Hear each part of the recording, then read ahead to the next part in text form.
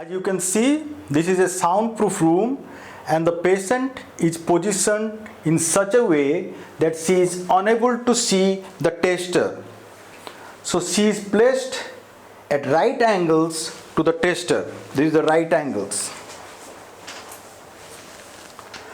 Then, because this is essential, because at times the patient may pick up the subtle clues like the hand movements or the eye movements, and that may alter the responses, thereby affecting the thresholds. Next is giving instructions. You'll be hearing a series of beeps. If you hear the beep, you can press this button.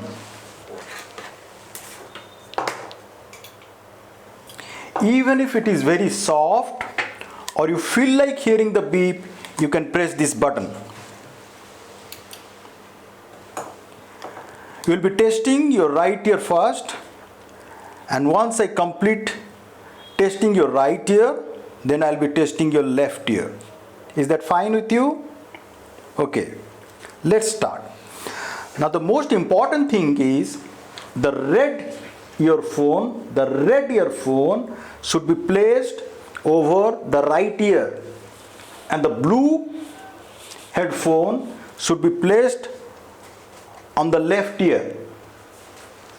Before doing so, the patient should be asked to remove her glasses. If someone is using or wearing bulky earrings, then in that case you should ask the client to remove the bulky earrings. Now in this case, I don't think she is using any bulky earrings, so therefore we can carry on the test. You can enlarge the headband like this and place it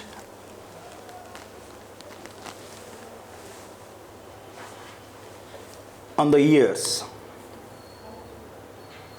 The most important thing is this is the diaphragm of the headphone, and this should be right over the external auditory canal.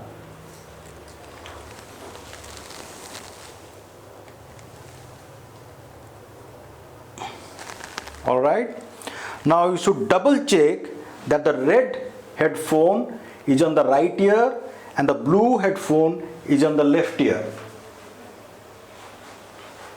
And as you can see, this is an optimal fit. There is no gap between the head and the earphone. If there is any gap between the head and the earphone, you should adjust the headband in such a way that it gives an optimal fit.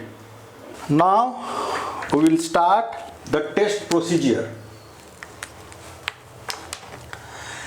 Start giving the tone at 1 kilohertz.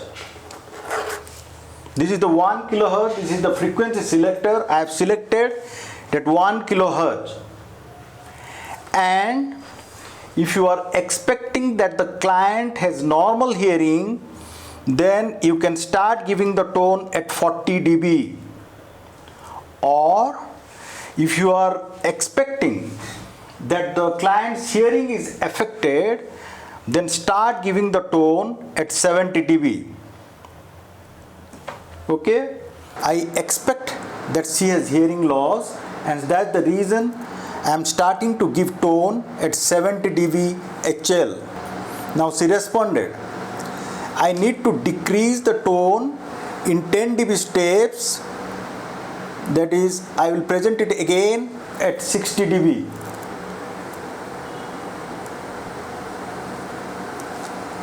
Now she doesn't hear. I'll have to increase the tone in 5 dB steps now. So I will present the tone at 65 decibel. She responded at 70 dB HL. I will decrease it by another 10 dB. Now she didn't respond. Increase it by 5 dB. She didn't respond. She responded at 70. So her threshold at 1 kilohertz is 70 dB HL for the right ear, and red circles are used for the right ear while plotting the thresholds. And next I shall test the 2 kilohertz. The regular sequence of presenting the tones is 1 kilohertz, 2 kilohertz, 4 kilohertz, 8 kilohertz, 500 hertz, and lastly 250 hertz. Why do we start giving the tone at 1 kilohertz? There are two reasons. Number one, it has got better alerting features.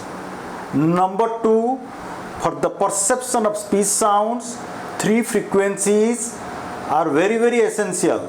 Number one, 500, 1K and 2K, and we take the middle one, that is the 1 kilohertz. So there are two reasons why we start giving the tone at 1 kilohertz. We generally test octave frequencies. Octave frequencies are those frequencies where the succeeding frequency is double that of the preceding frequency. So we test at 1 kilohertz, then 2 kilohertz.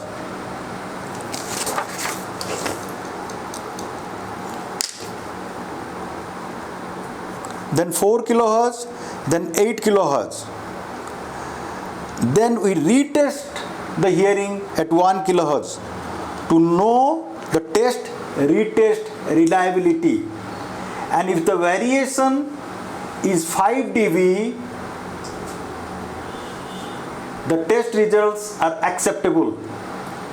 And if the variation is more than 5 dB, then you need to retest the hearing. Once the thresholds are established, we need to calculate the PTA. Since the presentation would be too long, so it's better that you wait for the next video, and that would be uploaded very soon in the near future. Thank you.